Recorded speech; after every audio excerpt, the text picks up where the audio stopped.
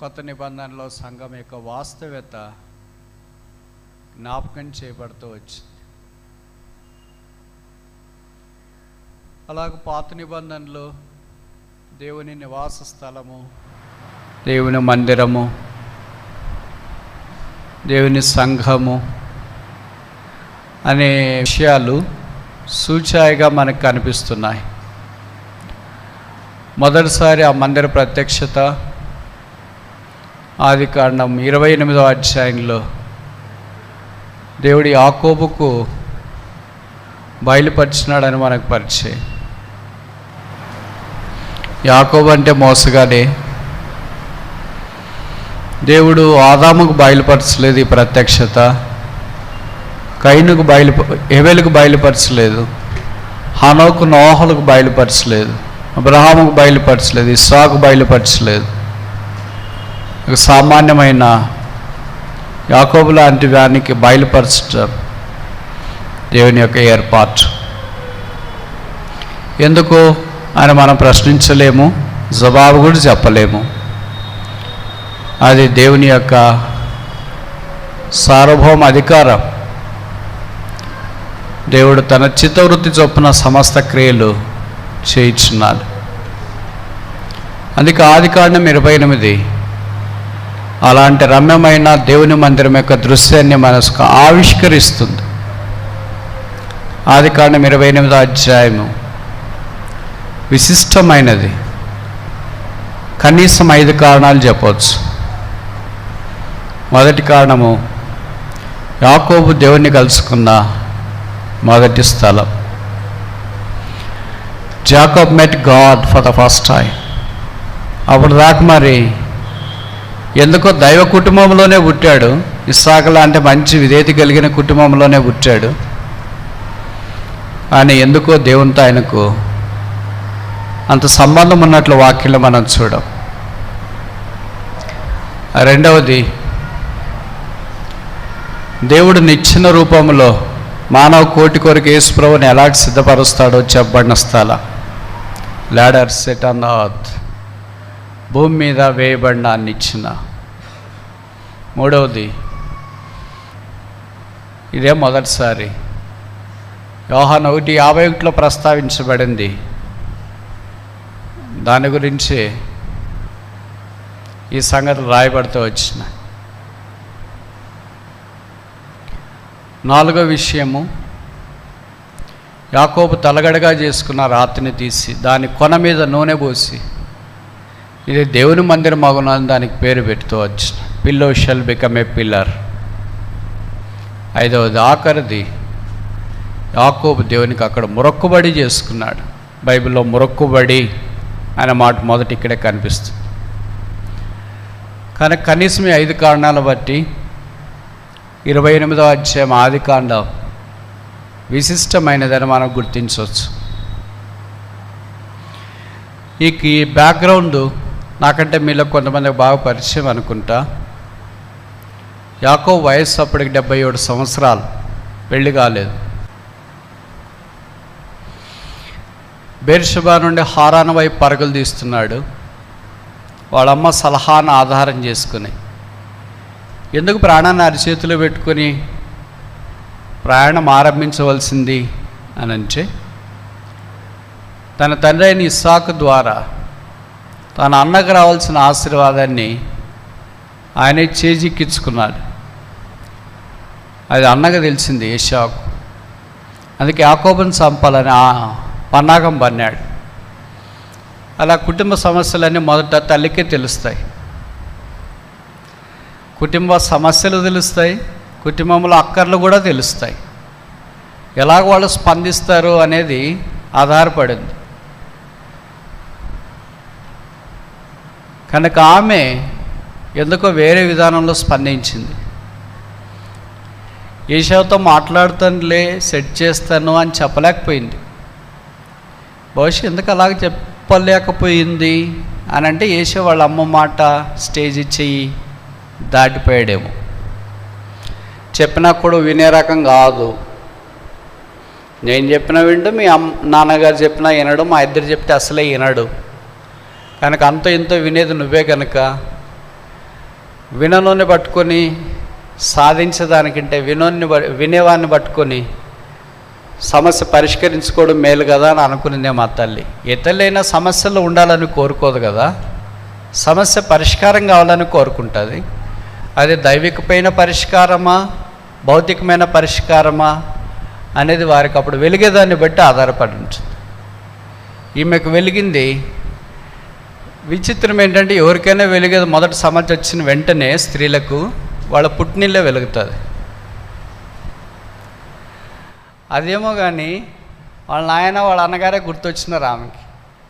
ఈ సమస్యకు పరిష్కారం వాళ్ళే ఇంకా అని అనుకునింది. ఆ దినాల్లో ఫోన్లు లేవు కదా, సోషల్ మీడియా కూడా లేదు యాక్టివ్గా ఉండి చెప్పడానికి.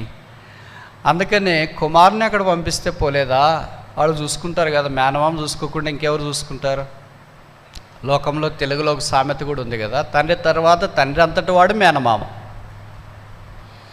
అందుకే ఒకవేళ అమ్మాయి తరపున వాళ్ళు పెళ్లి చేసేటప్పుడు వాళ్ళ నాన్నగారు చనిపోతే మేనమామే పెళ్లి కార్యక్రమాలన్నీ నిర్వహిస్తాడు. లోకంలో సాంప్రదాయము తండ్రి తర్వాత తండ్రి లాంటి వాడు మేనమామ.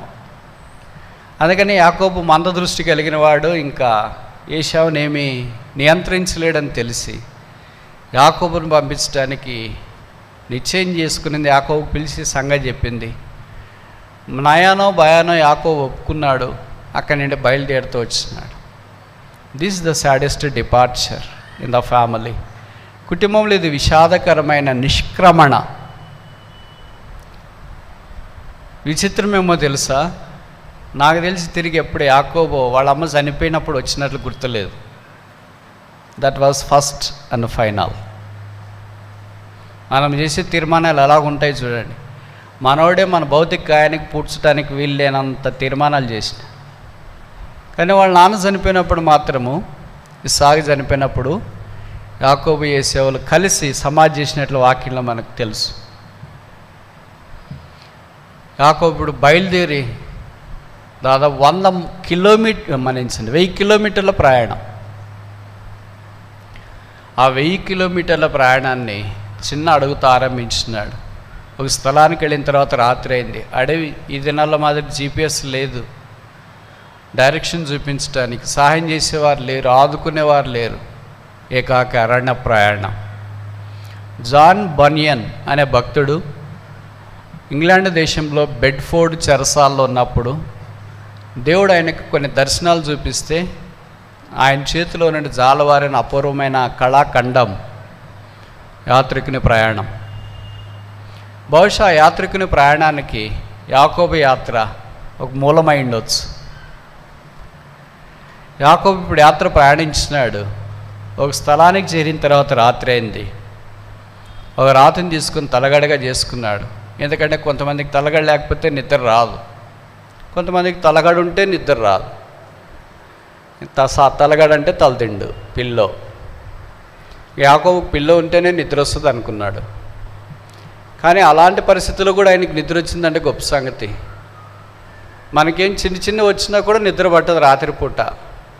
ఒక సబ్జెక్ట్లో ఫెయిల్ అయినా నిద్ర పట్టదు, సీట్ రాకపోయినా నిద్ర పట్టదు. ఇవన్నీ ఒరిజినల్ స్టూడెంట్స్ని గురించి చెప్తా. కొంతమందికి అన్ని ఫెయిల్ అయితేనే బాగా నిద్ర పడుతుంటుంది, అది వేరే టైపు. అని కొంతమంది సంగతి నేను చెప్తున్నా. ఏదైనా చిన్న కాలేజీలో ఇష్యూ జరిగినా నిద్ర పట్టదు, మందిలో ఎవరైనా తిట్టినా ఒక ఇష్యూ నిద్ర పట్టదు. ఇలాగ చాలా సున్నితంగా ఉండేవాళ్ళు కొంతమంది ఉంటారు. యాకోబు ఆ టైపు కాదు, మన టైపు. ఏం జరిగినా పర్వాలేదు, నిద్ర మాత్రం మానకూడదు, భోజనం మాత్రం మానకూడదు. ఈ రెండు మీరు కూడా బాగా గుర్తుపెట్టుకోండి. ఏం జరిగినా పర్వాలేదు, రెండు మానేయొద్దండి. మొదటి ఏంటి భోజనం మానేయకూడదు, రెండవది ఏంటి నిద్ర మానేయకూడదు. ఈ రెండు ఉంటే ఆరోగ్యంగా ఉంటారు, ఇంకెక్కువ పోట్లాడతారు. ఈ రెండు లేవనుకో, అనారోగ్యం వస్తే ఇంకెక్కువ పోట్లాడలేరు, ఇంకెక్కువ సాగదీయలేరు, సానదీయలేరు, టార్చర్ చేయలేరు. యాకోబుకి ఏం కొరత లేనట్లుంది. మరి క్యారెట్ తెచ్చుకున్నాడేమో తెలియదు. పడుకున్నాడంటే మరి కడుపు నిండితేనే కదా నిద్ర వస్తుంది, లేకపోతే నిద్ర రాదు కదా. మనం రాత్రి తినుకొని పడుకుంటే సాధారణంగా నిద్ర పట్టదు. మధ్యరాత్రి అయినా లేచి ఏమని తినాలనిపిస్తుంది, ఏం లేకపోతే నీళ్ళు అన్న తాగాలని అనిపిస్తుంది ఆరోగ్యంగా ఉన్న వాళ్ళ సంగతి. ఈయనకి ఎంత నిద్ర పట్టిందంటే కళ వచ్చేటట్లా నిద్ర, డీప్ స్లీప్. కొంతమందికి అలాగైనా సరే ఎప్పుడైనా ఎక్కడైనా భలే నిద్ర పడుతుంది. కొత్త నిబంధనలు ఇలాంటి ఉదాహరణ ఒక ఆయన ఉన్నాడు, తెలుసు కదా, ఎవరు?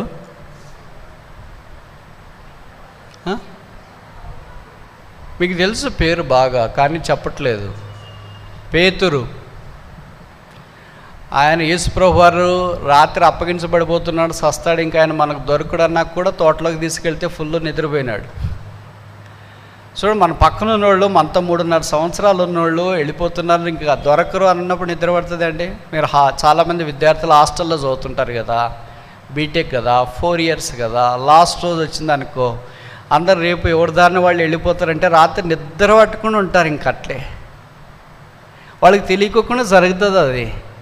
యేసుప్రభు 3.5 సంవత్సరాలు ఉన్నాడు, రాత్రి అప్పగించబడిపోతున్నాడు, ఆయన తీసుకుని వెళ్ళి సిలువ వేస్తారంటే వేసుకునిలే మనకేమి అన్నట్లుగా తోటలోనే నిద్రపడి, గెచ్చిమైన తోటలోనే ప్రభు అన్నాడు, నాతో పాటు ఒక్క నిమిషమైనా మీరు మేలుకొని ఉండలేరా అని. కొంతమందికి అలాగే ఎప్పుడైనా నిద్ర వస్తుంది. ఆయనకి తోటలో నిద్ర వచ్చిందా, సరేలే ఏదో అనుకుంటే దోంట్లోనైనా నిద్ర వస్తుంది. ఇంకా విచిత్రం ఏంటంటే చెరసాల్లో తీసుకెళ్ళారు అపోస్తుల కార్యాల్లో. చెరసాల్లో వేసి ఎవడైనా చెరసాల్లో నిద్ర వస్తుంది మొదటి రోజే. అలవాటైతే ఏమో తెలియదు, కానీ మొదటి రోజు సాధారణంగా రాదు. స్థలం మారితేనే రాదు. మనం ఇల్లు మారి మందిరికి వచ్చిన, మందిరం మారి ఇల్లుకి వచ్చిన, వేరే బంధువుల ఇంటికి వెళ్ళినా, ఎక్కడికి హాస్టల్కి వెళ్ళినా సాధారణంగా నిద్ర పడడం కష్టమని అనుకుంటూ ఉంటారు. ఈయనకి అట్లేం లేదు. తోటలోనైనా నిద్ర వస్తుంది, పడవలోనైనా నిద్ర వస్తుంది, చెరసాల్లోనైనా నిద్ర వస్తుంది, ఎనీ టైం ఎనీవేర్. అలాంటి వాళ్ళు కొంతమంది ఉన్నారు భక్తులు, దేవుడు వారిని బలంగా వాడుకున్నాడు, ఎందుకంటే అన్నీ మర్చిపోయినారు అనుకుంటా వాళ్ళు. ఇప్పుడు యాకోబు కూడా అలాంటి వాడే. రాత్రి నిద్ర పట్టినప్పుడు దేవుడు ఆయనకు కలలో ప్రత్యక్షమైన సంగతులు చూపించినాడు. అప్పుడు యాకోబు ఆ సంగతులన్నిటినీ కొంత స్పృశించినాడు. ఏది మనకు పూర్తిగా ఎప్పుడు అర్థం కాదు నిత్యత్వానికి వెళ్ళేదాకా, కానీ కొంత మనకు పరిచయం అవుతుంది. రాయబడిన ఒక 5 విషయాలు మనము చూడటానికి ప్రయత్నం చేస్తాం. జెనసిస్ చాప్టర్ 28, ఆదికాండం 28.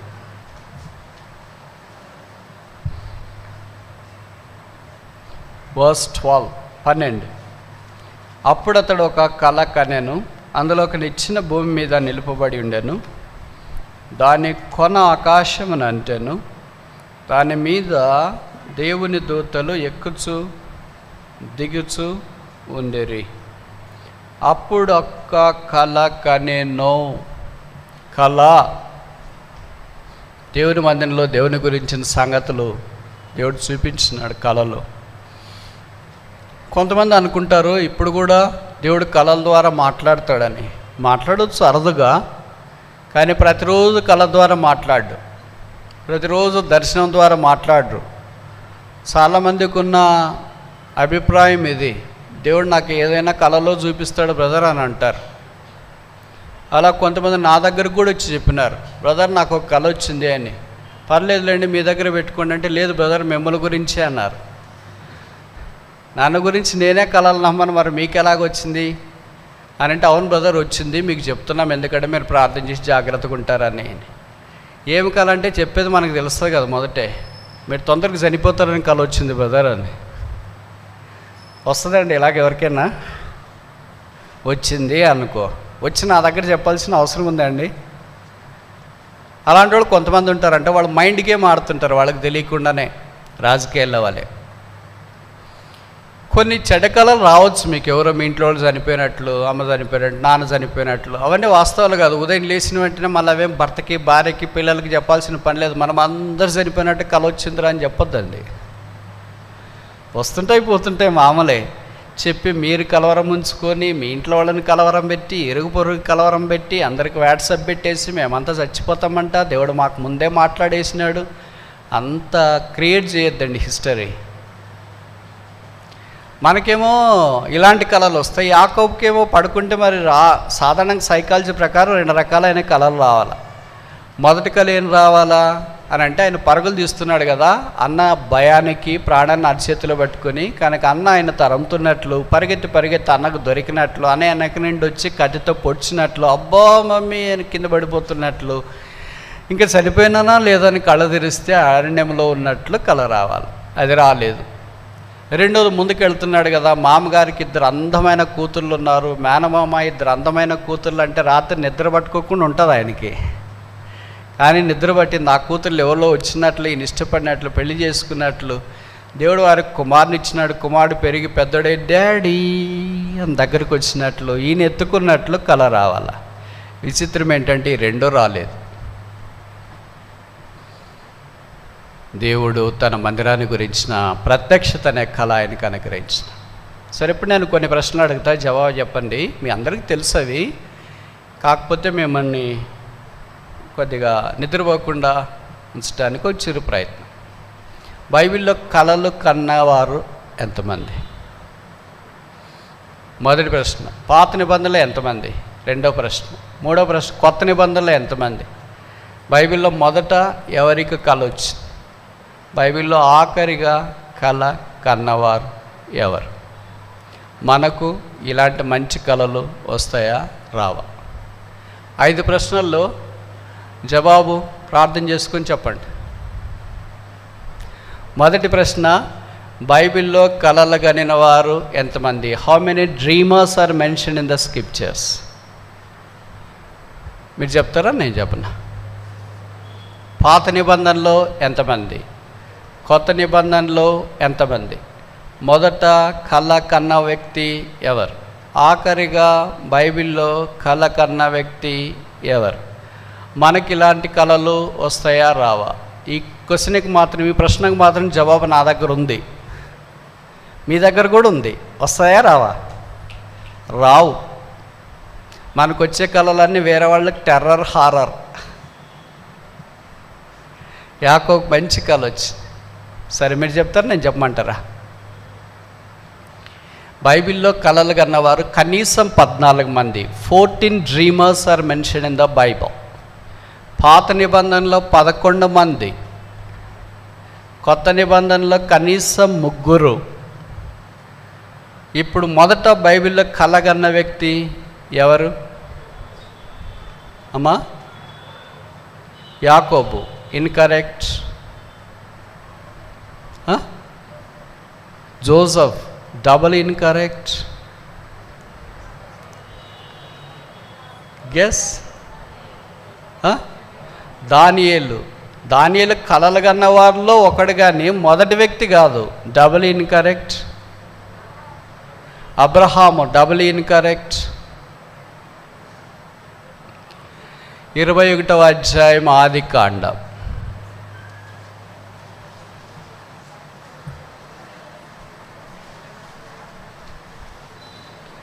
ఆదికాండము 21వ అధ్యాయం 3వ వచనం. మీ బైబిల్లో ఉంటే నాతో పాటు చూడండి. Genesis chapter 20 verse 3. ఆదికాండం 23. అయినను రాత్రి వేళ దేవుడు స్వప్నమందు అంటే కలయందు అబీమెలెకు నొద్దకు వచ్చి. బైబిల్లో మొదట కలగన్న వ్యక్తి ఎవరు? అబీమెలెకు. యూదుడు కాదు, ఓకేనా? ఈజ్ ఎ జెంటైల్, దేవుణ్ణి ఎరగని వ్యక్తి. కనుక మొదటిసారి కళ దేవుణ్ణి ఎరగని వ్యక్తికి దేవుడే దయచేసినాడు.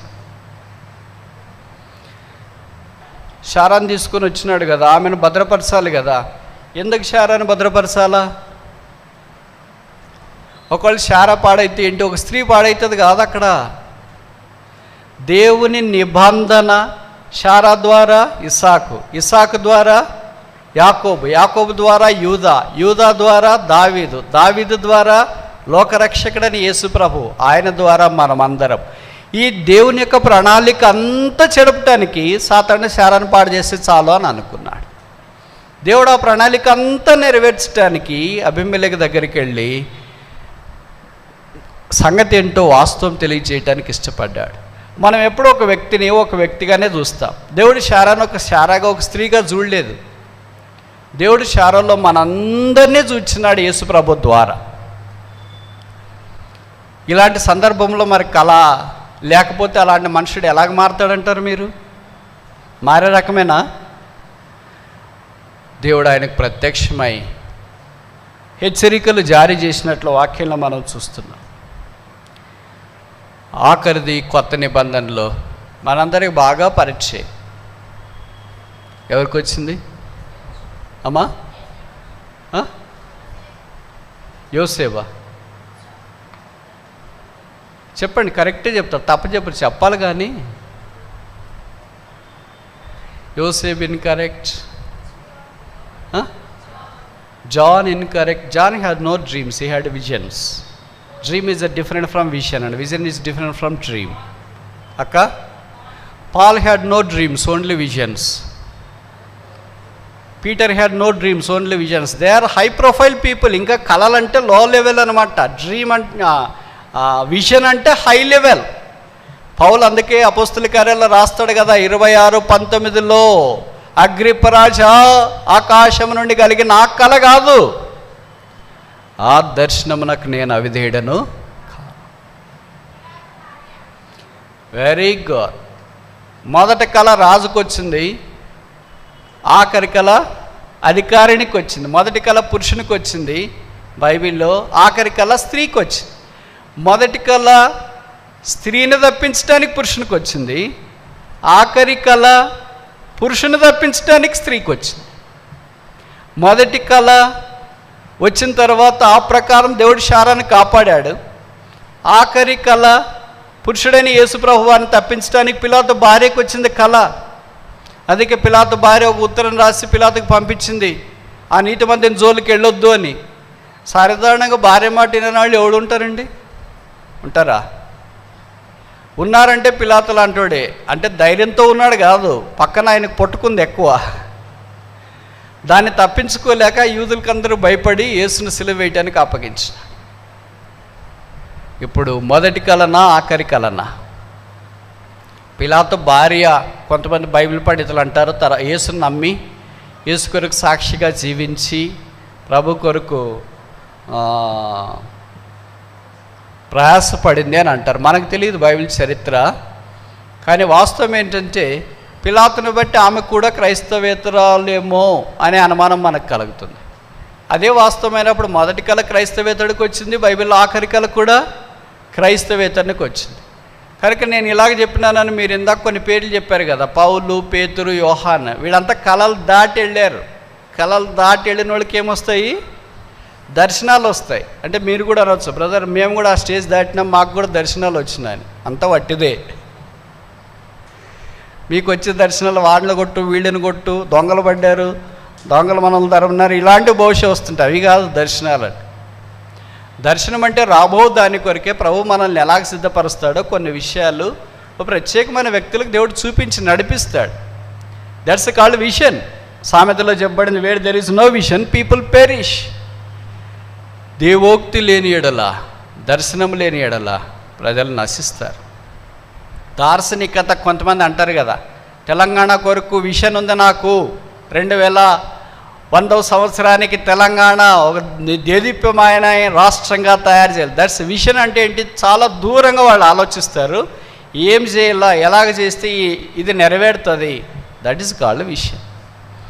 దర్శనం అంటే అటు కాదు. విషన్ అనేది పగలపూట వస్తుంది, దర్శనం అనేది నిద్రలో వస్తుంది. విషన్ అనేది నిద్ర పట్టకుండా చేస్తుంది, దర్శనం అనేది.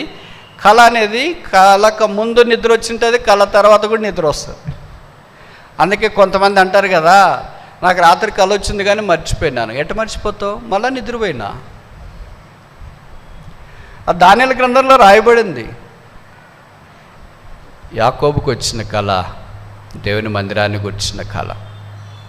ఆ కళలో దేవుని మందిరం యొక్క ప్రత్యక్షతను గురించి కులంకుషంగా ఆయన వివరించిన సంగతులు మనం గమనిస్తూ ఉంటాం. నేను చాలాసార్లు ఇలాగే ప్రార్థన చేసుకుంటా, కానీ ఒకసారి కూడా జవాబు రాలేదు. ప్రభా నాకు కూడా అలాంటిది ఏదైనా వస్తే మంచిది కదా. ఏదో పిచ్చి పిచ్చి కళలన్నీ వస్తుంటాయి, దొంగలు వచ్చినారు, వాళ్ళు కొట్టినారు, వీళ్ళు కొట్టినారు, ఇటు జరిగింది అటు జరిగింది, సస్పెండ్ అయినా, తీసేసినారు, వాడుకోవట్లేదు, ఇట్లాంటి పిచ్చి పిచ్చి కళలన్నీ వస్తుంటాయి. కానీ ఇక మంచి కళలు రావచ్చు కదా. దేవుని నిచ్చెన, దేవదూతలు ఎక్కుట దిగుట, దైవ సన్నిధి, దేవుని ప్రజల యొక్క ఆధ్యాత్మిక ముగింపు లేదా భవిష్యత్తు. అంటే ప్రభు ముందే తెలిపేశాడు కనుక ఇంకా మన తరానికి అవసరం లేదేమో, మనం ఎరగము. కానీ జ్ఞాపకం ఉంచుకోనండి, దర్శనాలు వేరే, కళలు వేరే. కళలు సాధారణంగా దేవుడు పాత నిబంధన కాలంలో ఎక్కువ ఇచ్చినాడు. కొత్త నిబంధనకు వచ్చిన తర్వాత హెబ్రీ 1:1 చెప్పబడింది, పూర్వకాలమున నానా విధములుగా మన పితరులతో మాట్లాడిన నానా విధములుగా. ఆ నానా విధముల్లో ఏమొచ్చింది? కళలు కూడా వచ్చినాయి, దర్శనాలు కూడా వచ్చినాయి. ఇప్పుడు తన కుమారుని ద్వారా మనతో మాట్లాడును కాదు, ఆల్రెడీ స్పోకన్. అదే ఇది మాట్లాడిన దేవవాక్యమే మన చేతిలో ఉంది. ఈ దేవవాక్యాన్ని మనం పట్టుకొని దైవ సాన్నిధ్యంలో ముందుకు సాగవలసిన వారమై ఉన్నామని జ్ఞాపకం చేయబడుతున్నా. ఆ స్థలము ఎంతో ఎడారి లాంటిది, నిర్మానుష్యమైనది, నిర్జన స్థలం, నిరాకరించబడిన స్థలం. ఆ స్థలమునకు పూర్వము లూజు అని పేరు. దేవుడు ప్రత్యక్షం కాకమునుపు అది లూజు, దేవుడు ప్రత్యక్షమైన తర్వాత అది బేతేలు. ఎంత తేడా ఉంది చూడండి. The revolution of God has changed the whole setup and scenario. దాని దృశ్యాన్నే మార్చేసింది. ఇప్పుడు అది no more Luz, it is the house of God. అది దేవుని మందిరమే. ఇప్పుడు ముందుకెళ్ళక మనపు మనలాంటి జీవితాల్లో కూడా లూజ్ అంటే నిర్జనము అని అర్థం, బ్యారెన్ అని అర్థం, రిజెక్టెడ్ అని అర్థం, ఇన్సిగ్నిఫికెంట్, నిరాకరించబడిన, తృణీకరించబడిన, త్రోసివేయబడిన నిర్జన ప్రదేశము, కాపురం ఉండలేని స్థలము అని అర్థం. అలాంటి స్థలాన్ని ఇప్పుడు ఏంటంటే నిశ్చయముగా దేవుడి స్థలమందున్నాడు. నిరాకరించబడిన మానవ జాతిని ఆకారము కలిగిన రూపంలోనికి తీసుకుని రావటం కొరకై ఆకారం, దేవుని ఆకారములో కలిగిన యేసుక్రీస్తు ప్రభువారు ఈ భూమి మీదకి వచ్చి శిలువ మీదకి వెళ్ళి నిరాకారముగా చేయబడ్డాడు. ఫిలిప్పీ 2:అధ్యాయంలో రాయబడింది, ఆయన దాసుని స్వరూపము ధరించి రిక్తుడిగా చేయబడను. యెషయా 53:3 చెప్పబడింది, he was marred beyond recognition and in him was no form. ఆయనకు రూపమే లేదు. ప్రధానికి ఒక రూపం ఉంటుంది కదా, రూపం లేని జంతువు మీకు తెలుసు, ఒకటి. ఏంటది? వెరీ గుడ్, పాస్ అయినారు అనుకుంటా మీరంతా. అది రూపాన్ని ఎలాగైనా మార్చుకుంటుంది. యేసు ప్రభువారు సెలవులో మన పాపాలు భరించడానికి నిర్ణయించుకుని దేవుని ప్రణాళిక ప్రకారం వేలాడదీయబడినప్పుడు ఆయన తల మీద ముళ్ళ కిరీటం, ముఖం మీద ఉమ్మి, చేతుల్లో మేకులు, దేహమంతా కోడా దెబ్బలు, తలపై నుండి గారుతున్న ఆ రక్త ప్రవాహానికి ఆయనలో గుర్తుపట్టడానికి వీలు లేనంత వికారుడుగా మార్చబడ్డాడు. చూడనొల్లని వాడిగా చేయబడ్డాడని బైబిల్ సెలవిస్తుంది. ఆయన ప్రక్కలో నుండి ప్రవహించిన రక్తపు ఊట పాపలమైన మనల్ని, నిరాకారంగా లూజు లాంటి మనల్ని దేవుని నివాసస్థలముగా చేయాలని ఆయన సంకల్పించిన. ఏ పాప అయితే యేసు రక్తము కడిగి శుద్ధీకరిస్తుందని నమ్ముతున్నారు, వారి హృదయంలో యేసు ప్రభు వారి నివాసము చేయాలని కోరుతున్నాడు. ఇదిగో తలుపు యొద్ద నిలిచుండి తట్టుచున్నాను, ఎవడైనానూ తలుపు తీసినడలా నేను వారితోనూ, వాడు నాతో కూడా భోజనము చేయదు. ఎవరు తెచ్చేది క్యారియర్? భోజనం చేయడానికి వస్తున్నాడు ఆయన, బాగానే ఉంది, మనమేమి రెడీకి చేయలేదు. మరి క్యారియర్ తెచ్చేది ఎవరు?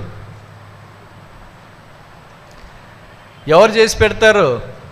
వాళ్ళిద్దరే కదా ఉండేది. మరి ప్రభు ఏం చెప్తున్నాడంటే, I will bring the lunch, I will bring the breakfast, I will bring all you needs, just open door wide enough. నీ తలుపు మాత్రమే తీసివేయి. ప్రభు క్యారెట్ తెస్తే, మనం క్యారెట్ తెస్తే ఎలాంటిది తెస్తాం మీకు తెలుసు కదా. ఉద్యోగాలు చేసేవాళ్ళు, చదువుకునేవాళ్ళు కొన్నిసార్లు వాళ్ళు బాక్సులు తీసుకెళ్తుంటారు, లంచ్ బాక్స్ కలిసి తినే అలవాటు ఉంది దానికి, 2-3 కలిసి. అప్పుడు 2-3 మీరేం తెచ్చినారు అని అడుగుతూ ఉంటారు. వాడు మిగతా వాళ్ళంతా వేడి పొంగల్ ఉంటే తెచ్చినా, వేడి ఉప్మా తెచ్చినా, వేడి అన్నం తెచ్చినా, పులిహోర తెచ్చినా, కలర్ రైస్ తెచ్చినా అని చెప్తారు. మేము కూడా తెచ్చినాము. ఏం తెచ్చినారు? అన్నము. ఎప్పుడుది? నిన్నటిది. మనం నిన్నటి తీసుకుపోతాం, ఎందుకంటే వేరే వాళ్ళు వేడిది తెచ్చింటారు కదా. నిన్నటిది ఇంట్లో ఉంటే ఎవరు ఖర్చు చేయరు కదా, అక్కడ తీసుకెళ్తే ఎవరో ఒకటి తినేస్తారులే, బల్ల అంతా ఇంత తిన్నా అయిపోతుంది కదా. అది మన నైజము. ప్రభు అలా కాదు. ఆయన దగ్గర అంతా తాజా మన్నా కురిసింది, తాజాగా కురిసి.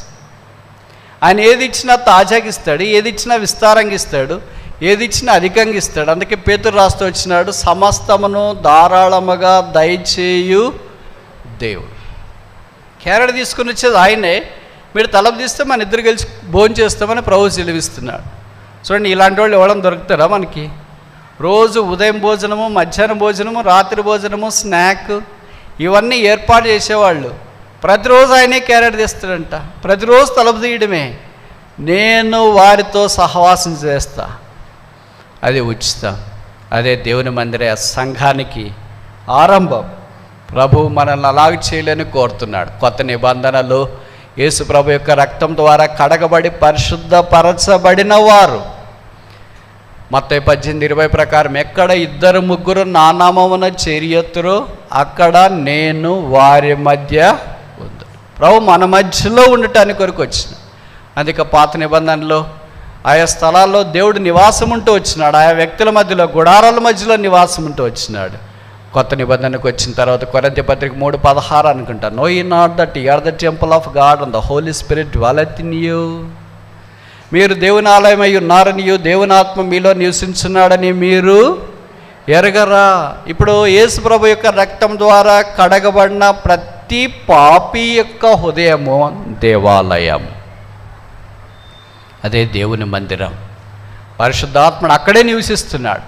అలాంటి వారిద్దరు ముగ్గురు చేరినప్పుడు దేవుడు వారి మధ్యలో నిశ్చయముగా ఉన్నాడు. ఇంకా ఎవరైనా యేసుని అంగీకరించకపోతే మధ్యాహ్నం మరలా జ్ఞాపకం చేస్తున్నా, దేవుని నివాసస్థలముగా నీవు ఉండాలంటే యేసు ప్రభువుతో నీ జీవితాన్ని ఆరంభించాలి, సిలువతో నీ జీవితాన్ని ఆరంభించాలి, పాపక్షమాపణతో నీ జీవితాన్ని ఆరంభించాలి, మారు మనసుతో ఆరంభించాలి. అదే లేకపోతే దేవుడు నీతో నివాసము చేయలేడు. నిశ్చయముగా యెహోవా ఈ స్థలమందున్నాడు.